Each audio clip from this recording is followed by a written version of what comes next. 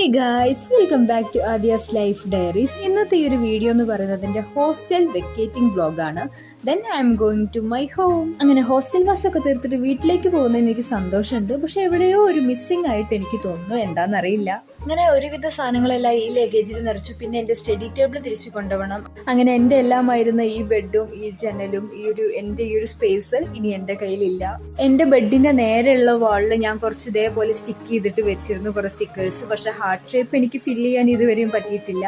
അങ്ങനെ ഒരു കാലത്ത് എല്ലാമായിരുന്ന എൻ്റെ മോട്ടിവേഷൻ സ്റ്റിക്കേഴ്സും ഞാൻ തിരിച്ചെടുത്തു. ഓരോന്നായിട്ട് തിരിച്ചെടുക്കുമ്പോൾ എന്താണെന്നറിയില്ല, എനിക്ക് എങ്ങനെ അത് പറയണം എന്നൊന്നും അറിയത്തില്ല. അങ്ങനെ അവിടെ നിന്ന് എടുക്കാനുള്ളതെല്ലാം എടുത്തു, പാക്ക് ചെയ്യാനുള്ളതെല്ലാം പാക്ക് ചെയ്തു വെച്ചു. അങ്ങനെ അവിടുത്തെ ലാസ്റ്റ് ബ്രേക്ക്ഫാസ്റ്റും കൂടെ കഴിച്ചതിന് ശേഷം ഞാൻ റെഡിയായി. അങ്ങനെ ഇപ്പോൾ റെഡിയാവലെല്ലാം കഴിഞ്ഞതിന് ശേഷം ഞാനിപ്പോൾ അച്ഛൻ വരാൻ വേണ്ടി വെയിറ്റ് ചെയ്യുകയാണ്. എൻ്റെ ഈ ബാഗും ഈ ട്രോളി ടേബിളെല്ലാം ഉണ്ട്. അപ്പോൾ അതെല്ലാം കൂടെ എനിക്ക് കൊണ്ടുപോകാൻ പറ്റത്തില്ല. അപ്പോൾ എന്തായാലും അച്ഛൻ വരാൻ വെയിറ്റ് ചെയ്യുകയാണ്. അതേപോലെ ആയിരുന്നു ഇങ്ങോട്ട് വരുമ്പോഴും അച്ഛൻ തന്നെയായിരുന്നു കൊടുന്നാക്കിയത്.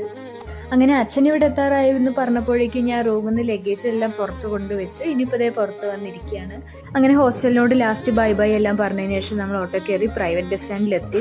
അവിടെ എത്തിയപ്പോഴേക്കും കണ്ടക്ടർ ചേട്ടൻ ബാഗൊക്കെ സേഫ് ആക്കിയിട്ട് വെച്ച് തന്നു. ഞാൻ എപ്പോഴും ഇങ്ങോട്ട് വരാറുണ്ടായിരുന്ന ശാസ്ത ബസ് തന്നെയായിരുന്നു. അങ്ങനെ ബസ് എടുത്ത് ഒരു 5 മിനിറ്റ് കഴിഞ്ഞപ്പോഴേക്കും ഇതേ മഴ ചാറുന്നു, കൂടെ വെയിലും ഉണ്ട്. വേറെന്താ, കുറുക്കൻ്റെ കല്യാണം തന്നെ. അങ്ങനെ കുറച്ച് നേരത്തെ യാത്രയ്ക്കൊക്കെ ശേഷം ഞങ്ങളിത് എടപ്പാളെത്തി.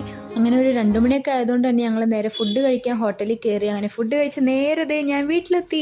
അങ്ങനെ വീട്ടിലെത്തി കഴിഞ്ഞാൽ പിന്നെ നമ്മൾ ഫസ്റ്റ് ചെയ്യുന്ന കാര്യം ആകെ ഫ്രഷ് ആവണം. അങ്ങനെ എണ്ണയൊക്കെ തേച്ച് നല്ലൊരു കുളിയൊക്കെ പാസ്സാക്കിയിരിക്കുമ്പോൾ അതേ അമ്മ സബർജില മുറിച്ചിട്ട് വരുന്നു.